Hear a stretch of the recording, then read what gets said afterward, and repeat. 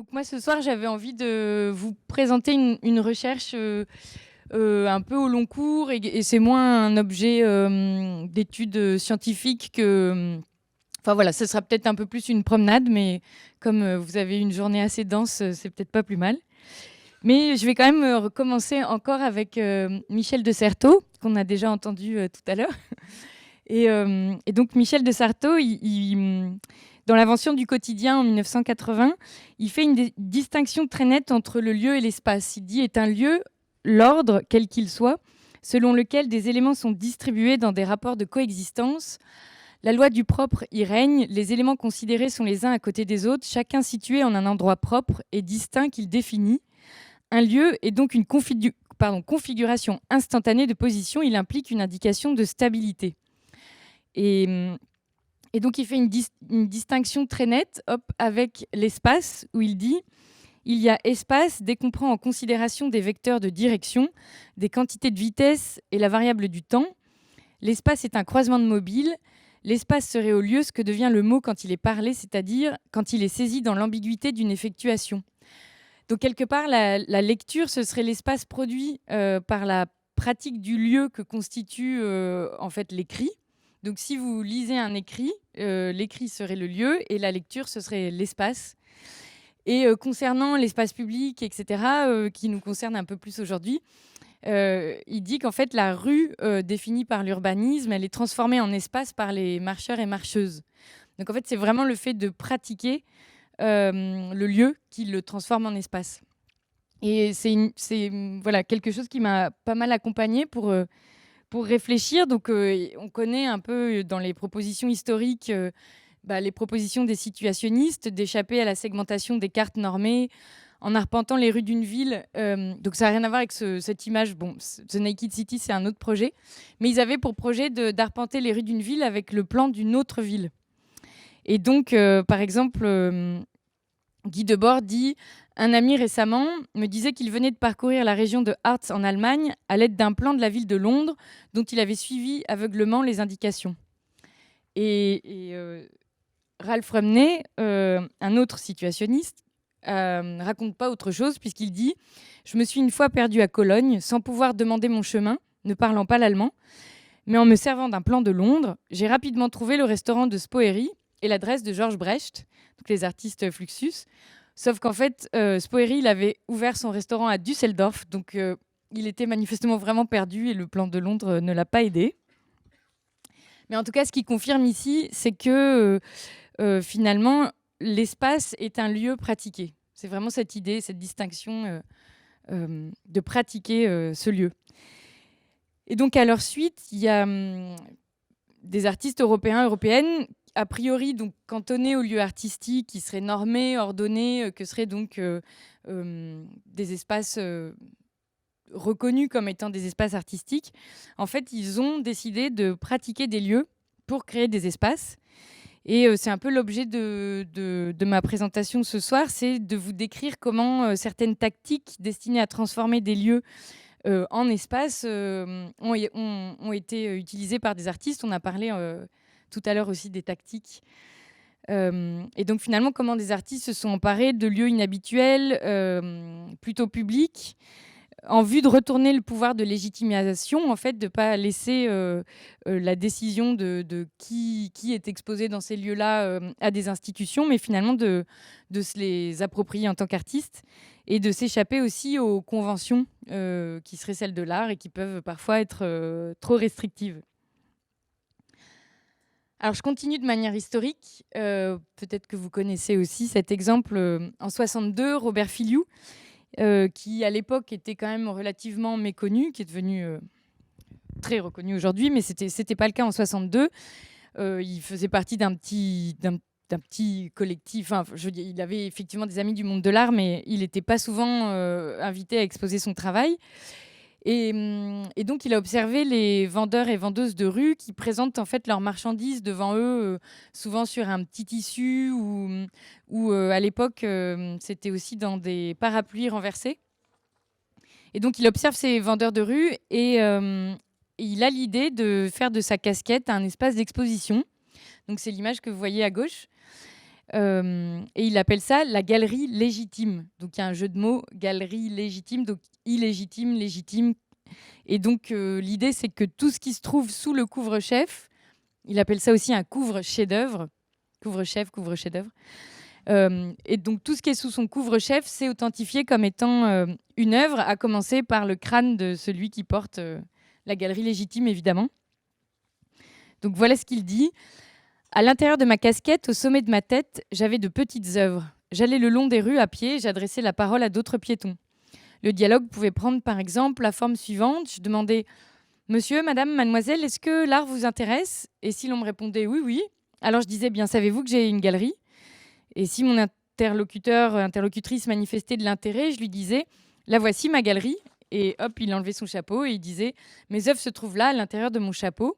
Et ensuite, ils regardaient ensemble les œuvres qu'il avait dans son chapeau. À Paris, la même année, il a aussi organisé une marche dans la ville avec Benjamin Patterson, donc un artiste affilié à Fluxus. Et ils ont appelé ça le Fluxus Sneak Preview. Et donc, ils portaient un chapeau dans lequel ils avaient placé des petits objets conçus dans des boîtes d'allumettes par Benjamin Patterson. Et ils ont suivi tout un parcours comme ça dans Paris, entre la Porte Saint-Denis et le Café de la Coupole, de 4h du matin jusqu'à 21h le lendemain. Donc quand même une marche très très longue. Et il y avait des cartons d'invitation qui avaient été envoyés et qui avaient été dessinés par Georges Massiounas, donc un peu le maître à penser de Fluxus, mais qui était aussi graphiste. Et donc c'est assez drôle parce que le fait de faire des cartons d'invitation, ça reproduit quand même un peu les codes d'un système, en fait, qui est justement le système qu'ils ne veulent pas reconnaître. Donc il y a un jeu comme ça aussi entre légitimité, illégitimité et comment s'approprier les codes. Et c'est vrai que finalement, la galerie légitime pose cette question très simple qui est qui décide de la légitimité. Et c'est marrant, c'est une question qu'on s'est posée tout à l'heure. En tout cas, qui décide de la légitimité d'une œuvre ou d'un ou d'une artiste, et qui possède aussi les lieux où on va valider les créations.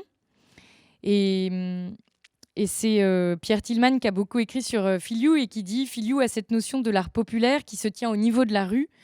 Il faut enlever l'art d'entre les mains des artistes et des professionnels qui l'ont confisqué et le rendre aux hommes et aux femmes du peuple auquel il appartient et aux enfants. » Donc c'est vrai que Filiou, il avait vraiment, il revendiquait le fait d'être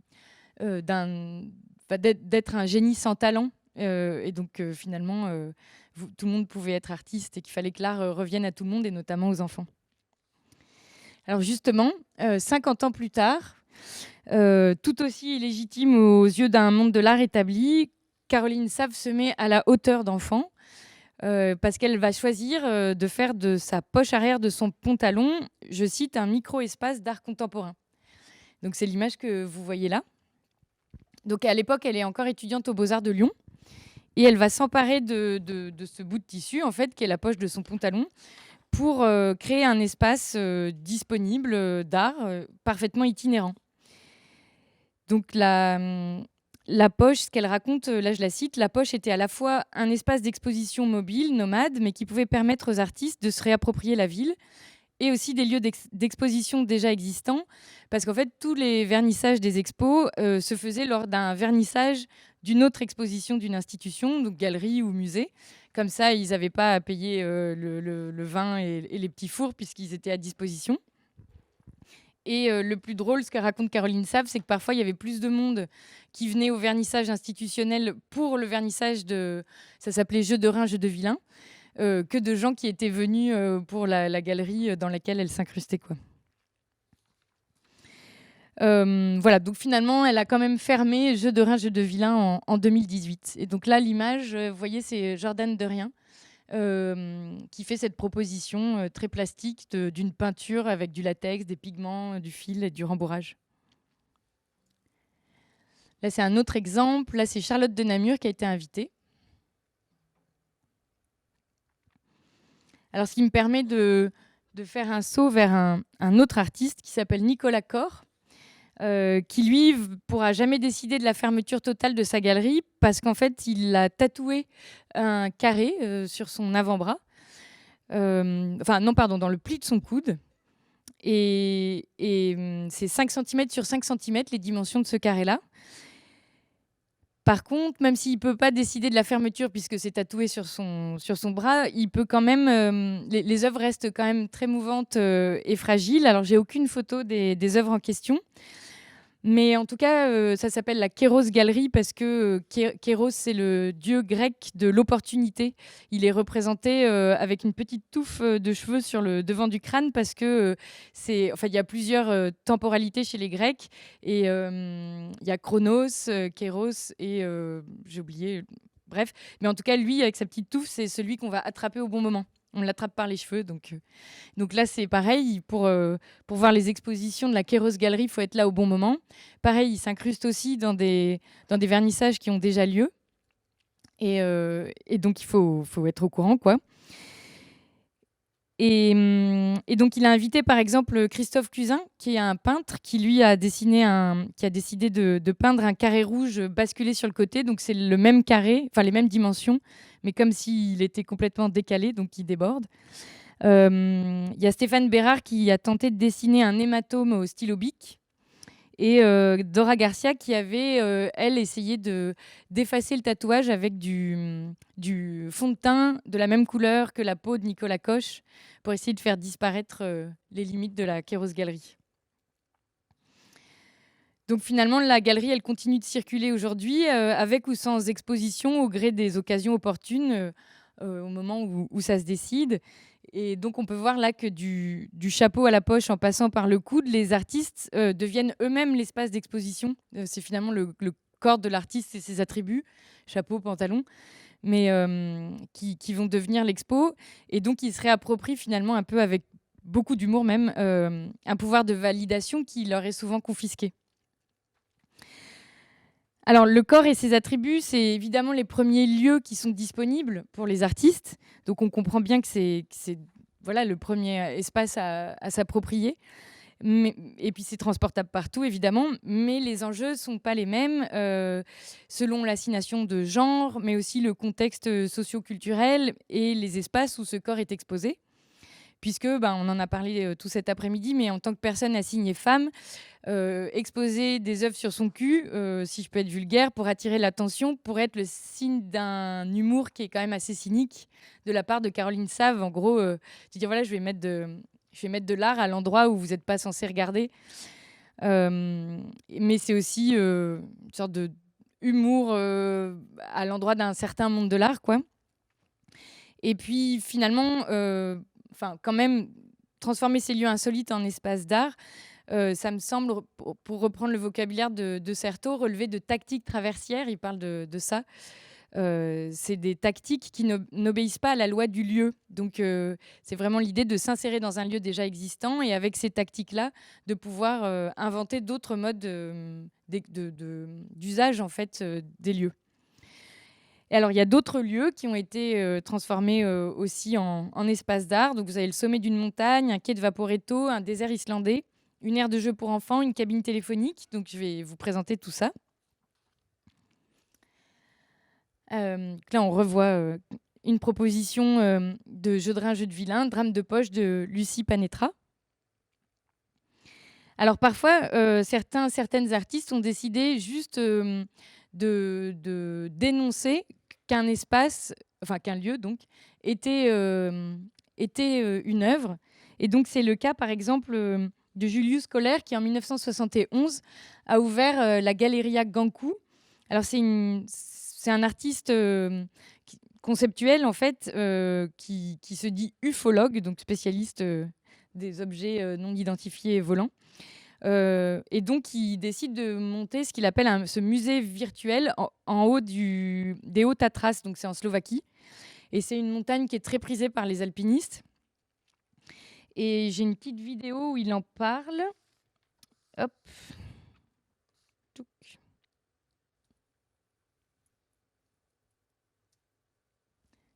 Donc, il faut lancer la vidéo. Ah oui, c'est moi. Merci.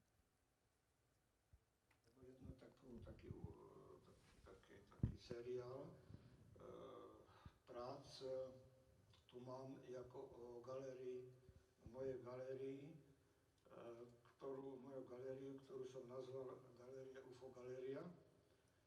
A je to taká idea fiktívnej galérie, ktorá je vlastne na vrchole jedného kopca, jedného vrcholu vo Vysokých Tatrách, ktorý má takú plošinku, ktorú horolezci nazývajú galéria.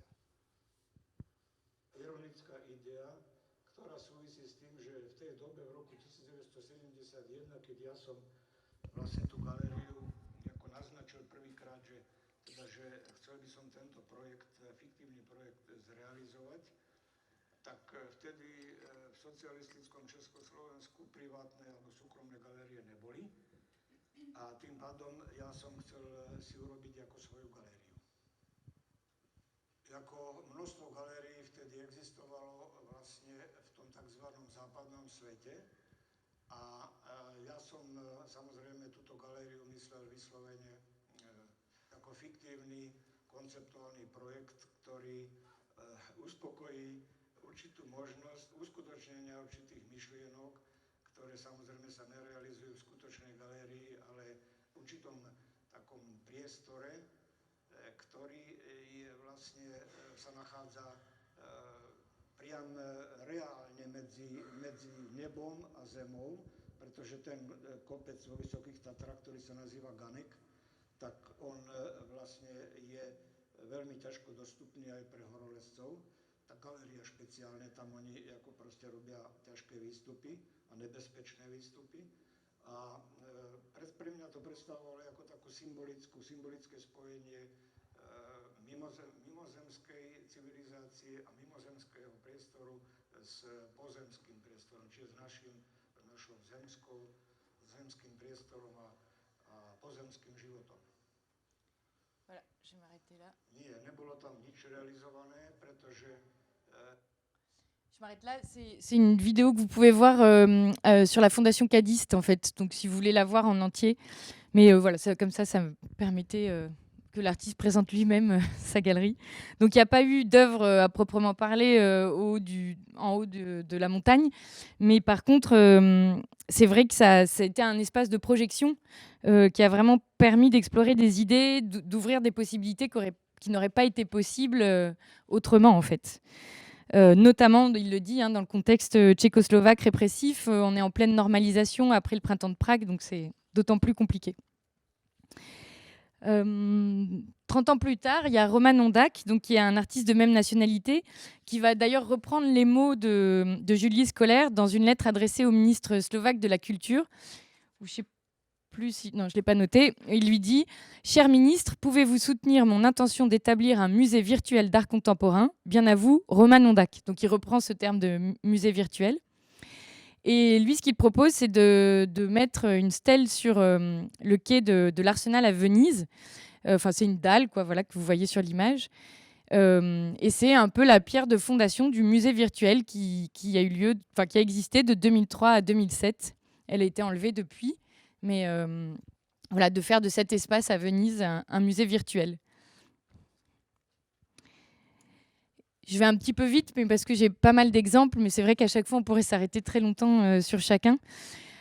Là, c'est finalement les mêmes aspirations qui ont poussé à ouvrir un espace d'art parfaitement non conforme, cette fois-ci en plein désert islandais. Et c'est Marcel Meury et Sandino Scheidegger qui ont fondé la Kunsthalle Tropicale en 2012. Et là, je les cite, ils disent « C'est un espace imaginaire concret, de forme quadratique, dans les hautes terres islandaises. » Donc là, c'est dans le nord-est de l'île, on voit la petite marque là. Donc c'est quand même bien isolé. C'est vraiment un désert rocheux, c'est à la frontière des Highlands. Hop, voilà.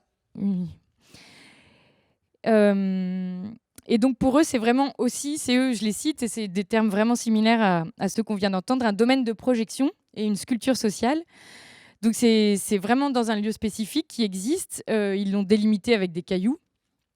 Mais par contre, c'est vrai que ce lieu désertique, hostile et inhabité est transformé en espace artistique, surtout par le fait de l'énoncer comme tel, quoi. C'est vraiment le fait de décider que cet espace va être dédié à des œuvres que que donc il existe en tant que tel. Parce que finalement, il y a très peu de gens qui ont pu s'y rendre. Donc les propositions, elles sont surtout performatives et immatérielles et éphémères. Et par exemple, les cartons d'invitation de la Kunsthalle Tropicale étaient souvent l'œuvre elle-même. C'est fini maintenant, mais à une époque, vous pouviez vous inscrire et vous receviez tous les cartons d'invitation. Et à chaque fois, l'œuvre existait dans le carton d'invitation pour une exposition qui avait conceptuellement lieu dans ce désert islandais. Donc ce qu'ils disent, là je les cite aussi, ils disent: l'examen de l'espace n'est pas une question de dualisme entre le réel par rapport au virtuel ou le matériel par rapport à l'immatériel. Il s'agit plutôt de l'analyse d'une réalité élargie et d'un procès de réalisation d'une telle réalité dans les conditions institutionnelles de la Kunsthalle Tropicale. Et donc, il y a eu des choses assez drôles. Donc, Sandino et Marcel sont tous les deux suisses. Donc, je le stipule parce qu'ils ont pu, en 2015, faire venir des étudiants suisses, étudiantes, pour faire des propositions à la Kunsthalle Tropicale. Et donc, ils avaient pour projet de lire des énoncés conceptuels tout en survolant par avion la Kunsthalle Tropicale, puisqu'il y a des petits avions qui pouvaient les emmener. Bon voilà, donc on imagine le coût d'un projet pareil. Mais en fait, ce qui est assez drôle, c'est qu'il y a eu l'éruption soudaine du Bardarbunga, qui était un volcan voisin. Je ne sais pas si vous vous rappelez, quand en Islande, en 2015, il y a eu ce volcan qui s'est déclaré, enfin qui s'est réveillé. Et donc la tentative a totalement échoué parce qu'ils n'ont jamais pu survoler la Kunsthalle Tropicale ni s'y rendre. Et par contre, il y a quand même eu quelques exemples concrets. En 2014, ils ont installé une bibliothèque, puisque finalement, une Kunsthalle, il y a toujours une bibliothèque. Et en fait, ce qu'ils ont fait, c'est qu'ils ont enterré dans un coffre-fort industriel un livre qu'ils ont édité eux-mêmes, qui s'appelle « Parfois, l'attention devrait être portée à l'absence de tout ». Voilà. Et donc, je ne sais pas ce que contient ce livre, mais il est dans ce bac, enterré dans le désert des Highlands, avec cette idée que peut-être un jour, quelqu'un tombera dessus. Et donc, aujourd'hui, Marcel Meury a fait migrer la Kunsthalle Tropicale en Suisse. Et elle est au sommet de la montagne Terranpinshütte. Je ne sais pas si je prononce comme il faut. Et donc, l'institution continue d'exister, mais maintenant, elle est en Suisse, au sommet d'une montagne, elle aussi, quoi. Une autre Kunsthalle, cette fois-ci, qui a été pensée par Thomas Geiger, qui est un ami de Sandino Scheidegger et Marcel Meury, qui se définit comme ça: pas de porte, pas de gardien, pas d'entrée, pas de guide, pas de toilette, pas de cartel, pas de magasin. Donc elle est définie par la négative. Et elle est pourtant très concrète. Donc la première fois qu'elle est née, qu'elle a existé concrètement, c'était dans le Alois Drache Park, dans le 4e arrondissement de Vienne, en Autriche. Et elle occupait une aire de jeu pour enfants. Vous voyez, il y a des petits plots en bois et un tableau pour jouer en fait à l'école, quoi. Enfin, faire semblant d'être à l'école. Et il a ouvert la Kunsthalle 3000 en 2016, justement inspiré par l'expérience islandaise. Et là, il reprend vraiment tous les codes de l'institution. Donc, par exemple, il a financé son projet en proposant... il a fait un mailing list en disant: est-ce que vous souhaitez donner de l'argent à la Kunsthalle 3000 ? Et si vous donniez 100 €, aujourd'hui ça y est encore, mais là sur la photo ça y était pas encore, il a installé des petites plaques dorées sur chaque poteau au nom des mécènes. Donc ça reprend justement ces codes un peu voilà, caricaturaux.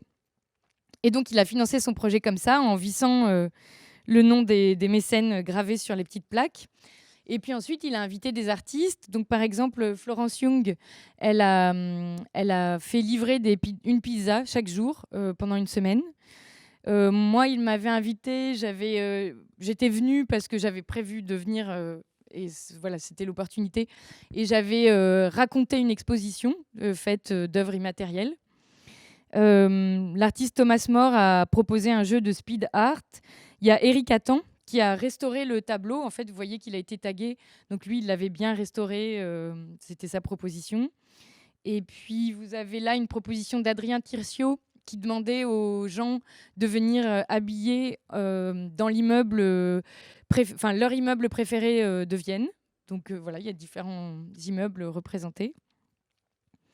Et puis, il y a eu aussi un hommage à Arthur Cravant, Vous connaissez peut-être Arthur Cravant, qui est donc ce poète qui a été vraiment redécouvert par les surréalistes et qui était aussi joueur de boxe. Et donc, ils ont fait un match de boxe entre Marcel Meury, que vous voyez à votre gauche, et, euh, et Thomas Geiger à votre droite, pour faire un match de boxe entre la Kunsthalle Tropicale et la Kunsthalle 3000. Et l'histoire ne dit pas qui a gagné, donc ça, je ne sais pas. Voilà. Et puis ensuite, il a continué la Kunsthalle 3000. En fait, oui, je l'ai pas noté, mais elle a voyagé comme ça ensuite en fonction parfois d'invitations. Et donc, elle a eu lieu à Beyrouth. Elle s'est installée aussi à Paris devant le magasin Habitat de la Place de la République. Elle a eu lieu aussi à Brétigny récemment. Donc voilà, en fonction un petit peu des invitations. Donc c'est assez drôle. Maintenant, il y a des institutions qui invitent la Kunsthalle 3000 à s'installer dans l'espace public. Et donc, pour revenir à De Certeau, il fait vraiment une distinction aussi entre stratégie et tactique.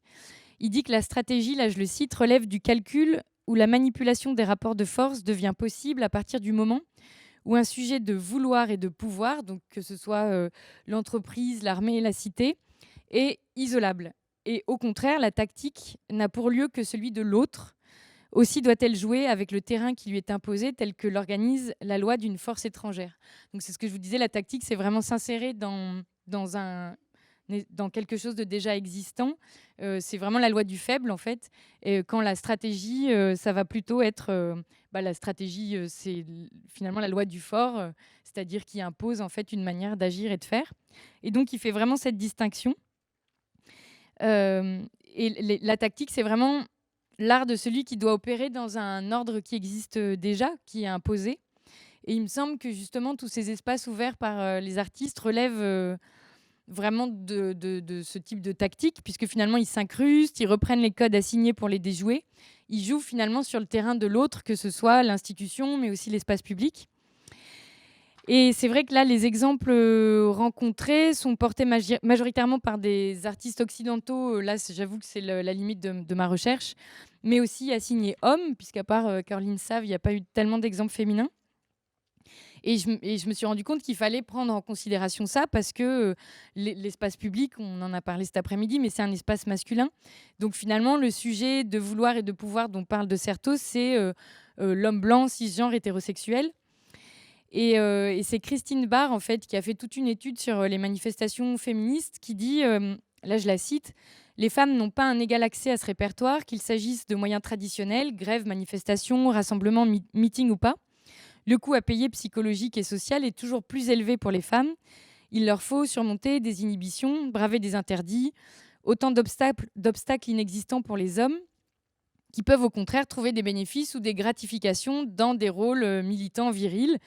Et donc la domination incorporée est ici en cause. » Là, elle parle vraiment d'un statut, d'un contexte militant. Mais je me suis dit, tiens, il y a peut-être aussi des raisons à cette répartition en fonction des genres assignés. Et que finalement, j'ai remarqué que les ruses déployées par les artistes assignés femmes sont plutôt différentes. Par exemple, la performance va y être moins présente, les corps moins exposés, et les lieux peut-être plus des lieux fermés ou parfois gardés secrets. Et donc, un des exemples, c'est un lieu qui s'appelle The Secret Place et qui a été ouvert par Florence Young et Émilie Guéna, qui est aussi définie par la négative. Florence Young connaît Thomas Geiger, Sandino Scheidegger et Marcel Meury. J'avoue, c'est quand même un peu la même scène suisse, autrichienne, conceptuelle, et de même génération aussi. C'est des artistes qui ont 35-40 ans. Et donc, Florence Young, et Émilie Guéna vont définir le lieu secret comme ça. Le lieu secret est un lieu sans nom. Le lieu secret est un lieu sans adresse. Le lieu secret est un lieu sans horaire d'ouverture. Le lieu secret est un lieu sans vernissage. Et donc, c'est aussi une définition par la négative. Et elles l'ont ouvert en 2016 et il se trouve sur un quai de gare à Bienne, donc en Suisse, sur le quai numéro 2-3. Et c'est une ancienne cabine téléphonique. Donc c'est vraiment un lieu qui est visible par tous. Les propositions artistiques sont aussi extrêmement visibles, mais par contre, elles ne sont jamais annoncées comme telles. Il n'y aura pas de vernissage, il n'y aura pas de cartel, et il n'y a rien qui permet d'indiquer que quelque chose d'ordre artistique a lieu là. Alors après, on peut s'en douter en fonction des propositions, évidemment. Elles sont financées par Local Int, qui est un lieu dédié à l'art contemporain qui est suisse, et en fait, qui a trouvé que la proposition de Florence Young et Émilie Guéna intéressante, et donc ils financent, c'est à hauteur de 2 000 € par exposition, et il y en a 2 par an. Ils ont trouvé intéressant en fait de financer ce projet un peu hors norme et sans communiquer jamais dessus, quoi. Hop là. Et donc, par contre, si vous allez sur le site internet de Local Int, donc c'est LOKAL-int, vous découvrez en fait un peu par certains détours, à un moment donné, il y a une page dédiée aux lieux secrets où vous allez avoir quand même la liste des artistes exposés dans cette cabine. Et donc, par exemple, là, c'est une proposition de Sonia Kassem. Donc, moi, pour avoir les images, j'ai dû écrire à Florence Young et c'est comme ça que j'ai eu les images, parce que par contre, sur le site, vous n'avez aucune image. Voilà, il y a eu plein de propositions. Par exemple, San Keller, alors j'ai pas d'image, qui a été le premier artiste invité, qui a choisi d'agrandir le logo non-fumeur qui est affiché un peu partout dans la station de train, et qui est juste une manière de reprendre un signe qu'on voit partout, de l'agrandir énormément et de rappeler les normes imposées en permanence. Et en le mettant dans cet espace, ça passait parfaitement. Enfin, c'était difficile de percevoir qu'il y avait un caractère artistique derrière cette proposition. Là, Sonia Kassem, c'est quand même un peu plus lisible. Et puis il y a Rita Scali, c'est une des dernières artistes à avoir été invitée. Alors l'image est peut-être pas la meilleure, mais en fait Rita Scali, elle a tout un, pardon, j'ai oublié le A, elle a tout un projet qui s'appelle Narratives Machine, qui, en fait, c'est une recherche qui va collecter des anecdotes et des rumeurs glanées sur Internet. Et donc là, elle a repris un sigle CCD, parce qu'il y a une rumeur comme quoi l'armée égyptienne aurait trouvé un dispositif qui pourrait guérir le sida et l'hépatite C. Et c'est le dispositif de guérison complète. Donc elle reprend un peu ce... Il y a une ancienne... Enfin, c'est une enseigne lumineuse avec des bandes vinyles, vraiment un logo de boîte, en fait, un peu Startup Nation, quoi. Et elle reprend ce truc pour continuer, en fait, à faire vivre ces rumeurs qui sont sur Internet, et elle leur donne une forme de matérialité, en fait. C'est un peu ça l'idée. Donc là aussi, c'est assez difficile de percevoir un caractère artistique, alors que ça reprend vraiment les codes d'une entreprise, quoi. Donc ça passe plutôt pour une enseigne publicitaire, sauf qu'on ne sait pas très bien pourquoi la pub a lieu. Donc c'est secret, mais finalement c'est quand même ultra visible, parce que c'est un quai de gare où il y a vraiment des centaines et des centaines de personnes qui passent chaque jour. Donc c'est vraiment un centre d'art qui a une ultra visibilité, d'une certaine manière, si on doit compter le nombre de personnes qui voient les œuvres. Mais par contre, elles ne savent pas nécessairement qu'elles assistent à des propositions artistiques, quoi. Un autre exemple, c'est Tilly Vossier et Fanny Lalard, qui ont proposé Mini Market à Lyon en 2020. Et donc là, c'est au sein d'une épicerie de nuit qu'elle propose d'insérer des œuvres. Donc elle perturbe un petit peu l'ordre dicté par le prix des produits de consommation courante. Et voilà ce que dit Tilly. Elle dit: je crois que tout le monde en a ras-le-bol de répéter sa participation à de grosses machines dont les projets se ressemblent tous. Et elle était à l'époque étudiante aux Beaux-Arts de Lyon. Et Fanny Lalard, elle était étudiante à Cergy. Et donc, elles ont convaincu, en fait, en 2018, Nabil Bousseta, qui est donc le gérant de la supérette du quartier. Enfin, c'est à côté de la gare Perrache. Et en fait, elles sont allées le voir et elles l'ont convaincu d'investir son magasin pour proposer des expositions. Il a accepté, à condition que il puisse continuer à vendre ses produits, évidemment. Et donc c'est assez beau parce qu'il pose ses conditions, donc il va définir les termes d'un partage vraiment entre l'art et la vie, puisque lui il continue à travailler, mais on a toujours les œuvres d'art on a aussi les œuvres d'art au milieu des produits de consommation. Et par contre, c'est vrai que lui, il cède de l'espace et du temps aussi, puisque c'est lui qui va se retrouver à faire la médiation aux personnes qui lui posent des questions. Donc c'est quand même de sa part un investissement assez important, sachant qu'il n'a pas vendu plus de produits depuis qu'il a accepté ce projet-là. Il y a eu quand même un moment assez drôle, c'était l'exposition Quelqu'un d'autre t'aimera. Donc on voit, il a le catalogue dans les mains, qui a eu lieu en fait en 2019 pendant la Biennale de Lyon et il y a eu en fait énormément de communication. Enfin, ça a fait partie de la Biennale de Lyon. Et donc, tout le monde s'est rué pour aller voir cette proposition parce que tout le monde était hyper content de voir une proposition qui n'avait pas lieu voilà, dans des espaces dédiés, quelque chose d'un peu différent. Et finalement, le soir du vernissage, il y avait un monde fou. Et donc là, il a quand même vendu énormément de canettes de bière. Et vous aviez tout le monde de l'art assis par terre sur les trottoirs à acheter des canettes de bière et à chercher un peu une sorte de chasse à l'œuvre au milieu des produits de consommation, quoi. Voilà, donc pour Tilly Vaussier, elle se demande s'il n'y a pas une sorte de ras-le-bol réel. Et les habitués aussi, elle m'a raconté que les habitués de ce qui s'appelait donc le mini-market, ils sont mis à appeler le mini-market le musée. Donc voilà, les gens qui ne sont pas du monde de l'art ont nommé ça comme étant finalement presque une institution. Donc voilà, il y a des jeux de retournement. Voilà, donc il y a des modes d'opération inventés par les artistes qui procèdent quand même d'une partition bien connue, parce qu'ils jouent avec le vernissage, ils jouent avec les cartels, avec l'exposition, mais les artistes deviennent acteurs et actrices de leur modalité de visibilité. En fait, c'est eux qui décident de la manière dont leur œuvre va être montrée. Parce qu'ils n'ont évidemment pas toujours la possibilité d'exposer dans des lieux prétendument légitimes. Et donc, ils vont créer comme ça leur propre espace. Ils refusent d'obéir aussi à la loi des lieux assignés, puisque là, on le voit très bien. Et donc, ils vont travailler comme ça en commun. Ils vont inviter d'autres artistes. Ils vont créer des espaces qui sont propices à la rencontre, à l'échange. Et ils vont jouer, transformer et proposer d'autres usages que ceux qui sont définis par une norme qui peut être la norme marchande comme d'autres. Et donc, pour reprendre Michel de Certeau, il dit ce sont des types d'opérations différentes. Les stratégies technocratiques cherchent à créer des lieux conformes, qui quadrillent, qui imposent. Et les tactiques, elles utilisent, elles manipulent, elles détournent.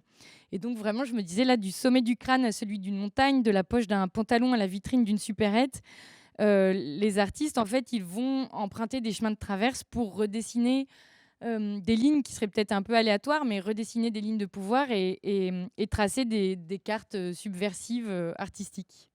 Je peux vous présenter, moi, un projet que j'ai mené, qui est un peu, qui accompagne en fait ces réflexions de manière générale. En fait, mon compagnon est fan de voile et s'est acheté un petit bateau qui s'appelle un sangria. C'est un bateau de 7 mètres de long à voile qui date des années 75, de l'époque de la démocratisation de la voile. Donc c'est un peu l'équivalent de la R5 mais en bateau. Donc c'est un bateau qui a coûté 1 000 €, enfin voilà, qui a une économie assez petite. Et on a décidé d'en faire un espace potentiellement artistique. Et donc on a proposé d'abord la première année en 2019 à tous nos amis de nous envoyer une proposition ou une œuvre si ils ou elles le souhaitaient. Et donc, on a eu énormément de propositions. Donc, par exemple, Thomas Geiger, encore une fois, qu'on retrouve, qui a inventé la Kunsthalle 3000, nous a proposé un festival de la chute, par exemple. Donc, il a répertorié toutes les chutes de l'histoire de l'art, d'Yves Klein à Bastien Nader, et il nous les a toutes compilées, et il nous a demandé de faire un festival de la chute. Donc, on a annoncé le festival de la chute, et c'est Fabrice Galis, qui est artiste et qui est aussi un artiste conceptuel lié aux questions que j'ai pu évoquer là. Qui donc a refait depuis le bateau toutes les chutes. Donc on a activé le festival de la chute de Thomas Geiger. On a eu la première année de 35 propositions. Il y avait aussi toute l'idée de se dire comment les œuvres peuvent survivre à un contexte hostile, mais aussi comment nous, sachant qu'on vit dans 6 mètres carrés, là ça a duré 40 jours, on est allé de Cherbourg à Saint-Nazaire, comment nous, on vit avec des œuvres et comment ça modifie notre façon de vivre, mais aussi peut-être de naviguer. Est-ce que si on déclame un poème pendant une tempête, on va mieux vivre la tempête? Et puis, évidemment, comment on rend compte de tout ça un public qui n'est pas forcément un public de l'art, puisque en fait, on mettait des affiches dans tous les ports quand on arrive, dans les ports dans lesquels on s'arrêtait, et on organisait des moments où le récit avait une part très importante, où on racontait les œuvres qu'on avait à activer ou alors où on les montrait. Donc là, par exemple, c'est Colombe Marcassiano qui est peintre, qui nous avait fait un costume aux couleurs du sangria, la boisson, puisque le sangria, c'est le modèle du bateau. Voilà, il y a des bateaux qui s'appellent, il y a des modèles qui sont au nom de plein d'alcools différents. Donc voilà, donc on a t-shirt, casquette et petits sacs qui sont en fait des peintures de Colombe Marcassiano. Bon, on a eu plein de propositions. Kevin Desbouilly qui nous avait proposé ce petit miroir. Alors l'idée, c'était qu'on demandait aux artistes comment ils souhaitaient qu'on active aussi leurs pièces, s'il y avait des moments d'activation précis. Lui nous avait demandé, par exemple, de faire réfléchir le miroir régulièrement sur l'eau, enfin quand on le souhaitait. Mais en fait, dès le deuxième jour, on a entendu à la radio, puisqu'il y a toujours une radio dans un bateau, on a entendu des gens qui disaient qu'ils avaient vu des scintillements sur un bateau. Et en fait, c'est un appel de détresse de faire des scintillements sur un bateau. Quand vous avez plus de radio, plus rien, vous avez un petit miroir et vous faites briller le miroir avec le soleil. Et donc, on entendait à la radio des gens qui disaient est-ce qu'il y a un bateau près de là où on a vu l'appel de détresse, il faut aller voir, etc. C'était pas nous, mais on s'est dit qu'on n'allait pas faire ça puisque c'était. Voilà, c'était en fait. Ça impliquait ensuite toute une. Comment dire, tout un groupe de personnes qui allaient venir nous sauver alors qu'on n'avait aucun souci. Donc voilà, donc il y a des œuvres qui ont été pensées vraiment en fonction du contexte. D'autres, c'était une œuvre qui existait déjà, qui nous ont été données, mais dont l'activation n'était pas tout à fait liée à ce contexte-là.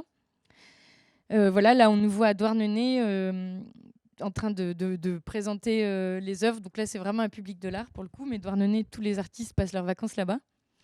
Et vous voyez, par exemple, il y a un enfant qui porte en fait un anneau de Saturne, qui est une pièce de Eva Tolois, qui nous avait proposé ça, en nous demandant de porter son chapeau à l'arrivée au port. Et puis Fabrice, là, il est en train de faire flotter un bocal parfaitement sphérique dans lequel il y a un poisson rouge, un poisson d'eau douce. Ça, c'est une proposition de Pierre Acriche qui, bien malin, nous a envoyé un poisson d'eau douce avec un bocal parfaitement sphérique à faire voyager dans un bateau. C'était l'enfer, mais c'était l'idée, c'était vraiment... Et donc là, on fait découvrir la mer au poisson rouge. Il a survécu et on l'a même renvoyé à Pierre Acriche ensuite, par la poste, dans un petit seau. Et d'ailleurs, le bocal s'est cassé, a percé le seau, mais le poisson a survécu. Il est mort récemment seulement. Et après, voilà, là, c'est une nappe de Romain Bobichon. Et puis, on a un classeur où on avait tous les échanges avec les artistes parce qu'il y a beaucoup de choses qui sont conceptuelles. Donc, on a l'air un peu de témoins de Jéhovah, mais voilà, il y avait un truc un peu drôle comme ça. Et donc, le public aussi était amené à monter à bord. Et donc, c'est drôle parce que c'est vrai que souvent, c'était peut-être un ou une amie artiste, mais qui venait avec les grands-parents, ses neveux et nièces, puisque les gens étaient en vacances, quoi. C'est vrai qu'on a eu du mal avec nos affiches dans les ports à faire venir un public directement portuaire, quoi. Et puis l'année 2020, il y a eu le Covid, mais 2021, on a mis en place une résidence pour justement penser des œuvres en fonction de ce contexte et que les artistes puissent vraiment expérimenter ce qu'était le bateau, la navigation, parce que sinon c'était vraiment des projections, donc c'était difficile. Et donc le bateau, il était basé à Cherbourg. Et donc, il y a des ateliers d'artistes qui s'appellent La Cherche. Donc, les artistes c'était 7 artistes qui étaient invités. Et ils pouvaient travailler dans les ateliers et sortir la journée avec nous sur le bateau, parce qu'on ne peut pas être plus de 5 sur ce bateau. Et encore moins y dormir. On peut y dormir à 4, mais c'est très serré. Et donc, par exemple, là, Marion Robin, elle a proposé une peinture qui est sous ce qu'on appelle les œuvres vives. Donc, c'est très beau, ça aussi, du navire. Donc, c'est toute la partie immergée du bateau et qu'il faut peindre avec une peinture à l'antifouling. Donc, l'antifouling, c'est d'ailleurs pas une peinture, c'est un poison pour qu'il n'y ait pas d'algues et de coques qui se collent sur la coque. Et en fait, ce qu'elle a fait, c'est qu'elle a relevé la couleur exacte de l'eau du port de Cherbourg et elle a fait des mélanges de différents antifoulings pour arriver à cette couleur. Et elle a peint le reflet du bateau sur lui-même. Donc le bateau s'appelle le Kasumai, c'est pas nous qui l'avons choisi. Mais si on changeait de nom, il fallait tout repeindre. Donc on n'a pas changé de nom. Et donc vous voyez, c'est le reflet de l'écriture Kasumai qui est peint sur le bateau. Et le reflet de la ligne noire qui est peint. Donc il y a les déformations. Et donc c'est une œuvre qu'on peut voir si on plonge ou quand le bateau est au sec, comme vous voyez là. Ou si vraiment l'eau est très claire. Bon, je vous montre un petit peu. Simon Bergala, il est peintre, il nous a proposé... alors, il peint sur des vêtements et souvent, lui, dans les espaces d'exposition, il propose que les peintures, parfois, aillent se promener. Donc, parfois, le public, en accord avec l'espace, peut partir se promener avec la peinture de Simon Bergala. Donc, on trouvait ça assez beau et il nous a proposé ça, mais c'est une aquarelle délibérément, en se disant que si on met sa veste de mer et qu'on se prend des embruns, etc., l'aquarelle va disparaître. Il y a beaucoup d'œuvres qui étaient pensées pour leur disparition, parce que pareil, Marion Robin, il faut refaire l'anti-fouling tous les 2 ans à peu près, donc l'œuvre va disparaître aussi. Bon, je continue un petit peu. Pierre-Olivier Dosquet, en fait, on a... voilà, là, c'est la pièce vue du dessous et la pièce vue du dessus. Donc, c'est un volet pour pouvoir faire la sieste dans la couchette avant, qui est en... Voilà, l'avant du navire, c'est une couchette de place, parce qu'on a un petit garçon, et donc l'après-midi, il fait des siestes, et on mettait une serviette pour cacher la lumière. Donc il avait vu qu'on faisait ça, donc il a proposé un volet. Et en fait, c'est un volet qui reprend les jeux de billes qui bougent quand on joue, qu'on est enfant, là, à faire bouger les jeux de billes, sauf que les billes bougent en fonction des mouvements du navire. Et donc la personne qui dort en dessous voit une constellation qui change de couleur en fonction du mouvement des billes. Donc ça, voilà, c'est des pièces qui sont in situ pour le coup. Et puis, Valentine Traverse, elle a proposé des performances. Donc voilà, prenez un cigare par personne, consommez si vous le souhaitez. Quelqu'un commence à chanter une syllabe jusqu'à ce qu'elle se fasse couper par quelqu'un qui en produit une seconde, et ainsi de suite. Et donc ça, c'est quand même assez drôle, parce que régulièrement, on proposait aux gens qui venaient nous voir d'activer cette pièce. Et donc là, vous voyez par exemple le public sur le bateau qui fait donc la pièce qui prononce les syllabes. Et je crois que oui, on en voit un qui fume le cigario. Voilà, je crois que je pourrais continuer très longtemps, mais je ne sais pas si j'ai tellement le temps. Peut-être cette dernière, parce que c'est très beau aussi. Marie Limoujou, qui est une artiste plutôt sonore, qui a d'ailleurs monté une radio qui s'appelle Visir Radio. Elle a proposé de faire des cerfs-volants que vous voyez là, sur lequel est écrit sortir la poésie du livre et la dresser dans l'espace.